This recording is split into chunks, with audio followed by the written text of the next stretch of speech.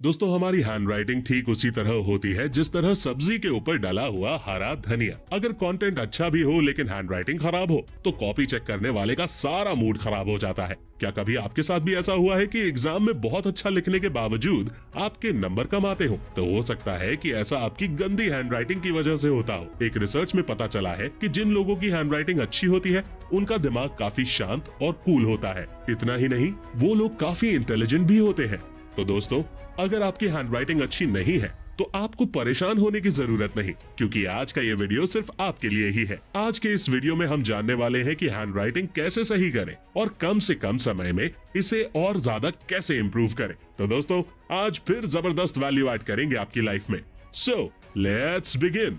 दोस्तों, हैंडराइटिंग ठीक करने के बहुत सारे तरीके हो सकते हैं, लेकिन आज के इस वीडियो में हम कुछ ऐसे वैल्यूएबल और जेन्युइन तरीकों पर बात करेंगे जो बहुत ही प्रैक्टिकल है और इन्हें फॉलो करके आप आसानी से अपनी हैंडराइटिंग इंप्रूव कर सकते हैं।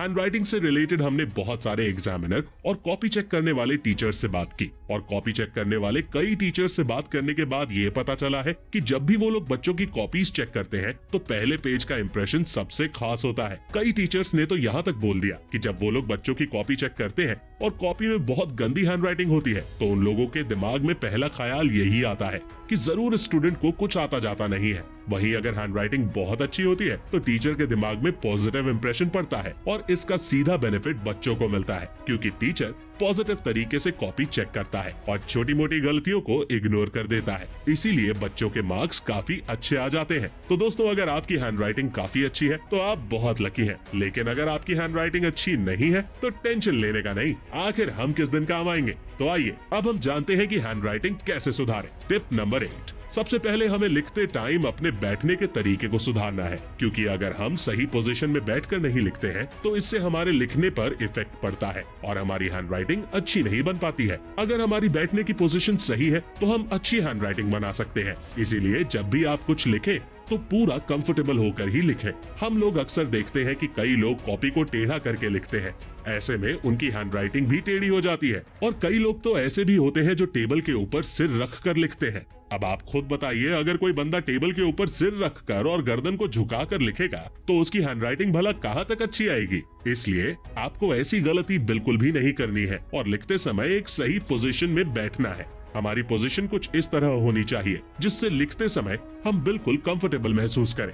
Tip number 7। हमारी हैंडराइटिंग कैसी होगी ये काफी हद तक इस बात पर डिपेंड करता है कि हम लिखते समय पेन को किस तरीके से पकड़ते हैं। जब हम पेन को कस के पकड़कर लिखते हैं तो इसके दो घाटे होते हैं। एक तो हमारा हाथ जल्दी दर्द करने लगता है और दूसरा, जब हम पेन को टाइट पकड़कर लिखते हैं तो हमारी लिखावट अगले पेज पर दिखने लगती है और फिर रायता फैल जाता है। इसलिए आप जब भी लिखो तो अपने पेन को बहुत ही कंफर्टेबल तरीके से पकड़ो ताकि इस पेज की राइटिंग अगले पेज पर ना दिखाई दे। Tip number 6। आपने अक्सर सुना होगा कि किसी काम को जल्दी में नहीं करना चाहिए। ठीक उसी तरह दोस्तों, जब हम स्पीड में लिखते हैं तो हमारी हैंडराइटिंग बहुत ही गंदी दिखाई देती है और किसी को समझ में नहीं आती है। इसीलिए हमें हमेशा धीरे धीरे लिखना चाहिए ताकि हमारी हैंडराइटिंग अच्छी दिखे और दूसरों को समझ में भी आए। एक बार जब आपकी हैंडराइटिंग काफी अच्छी आने लगे तो आप धीरे धीरे स्पीड बढ़ा सकते हैं। Tip number 5। इस टिप के बारे में शायद ही आपने पहले कभी सुना हो। दरअसल जब हम लिखते हैं तो हम केवल अपने पंजों का ही यूज करते हैं,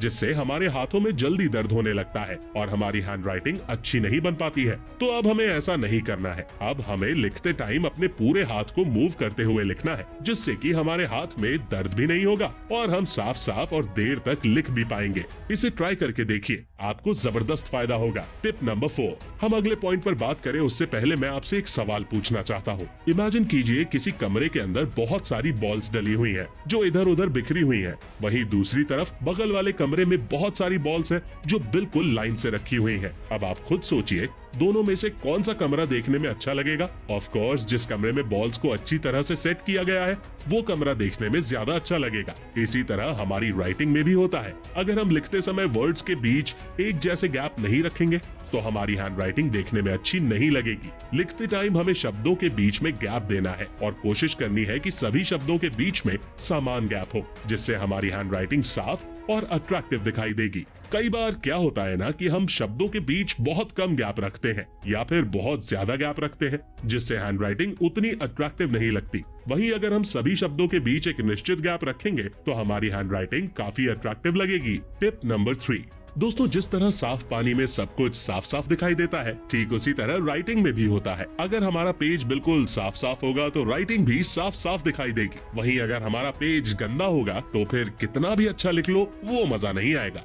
अब आप इन दोनों हैंड राइटिंग को ही देख लीजिए। पहली हैंड राइटिंग में पेज काफी गंदा है, इसलिए राइटिंग अच्छी नहीं लग रही, लेकिन दूसरी हैंड राइटिंग में पेज बिल्कुल साफ सुथरा है, इसलिए हैंड राइटिंग काफी अट्रैक्टिव लग रही है। टिप नंबर 2, करत करत अभ्यास के जड़मती होत सुजान। ये कहावत तो आपने जरूर सुनी होगी। हमारी ये एडवाइस भी इसी कॉन्सेप्ट पर बेस्ड है, क्योंकि प्रैक्टिस करके ही हम किसी चीज को परफेक्ट कर सकते हैं। आपने भी कई बार देखा होगा कि जब आप काफी दिनों तक कुछ भी नहीं लिखते हैं तो आपकी हैंडराइटिंग बिगड़ जाती है और आपको लिखने में दिक्कत होती है। इसलिए रोज रोज कुछ न कुछ लिखते रहे। मेरे साथ भी सेम यही दिक्कत होती थी, इसीलिए पेपर शुरू होने के कुछ दिन पहले से ही मैं लिखने की प्रैक्टिस शुरू कर देता था और पेपर आते आते मेरा हाथ बिल्कुल एडजस्ट हो जाता था और मैं पेपर में बहुत अच्छा लिख पाता था। आप लोग भी इस फॉर्मूला को ट्राई कर सकते हैं। टिप नंबर 1, दोस्तों, एक बात तो बिल्कुल पक्की है कि अगर बंदूक अच्छी होगी तो फायर भी अच्छा ही होगा, और अगर बंदूक अच्छी नहीं होगी तो फायरिंग भी अच्छी नहीं होगी। ठीक इसी तरह पेन के साथ भी होता है। अगर हमारा पेन अच्छी क्वालिटी और ब्रांडेड कंपनी का होगा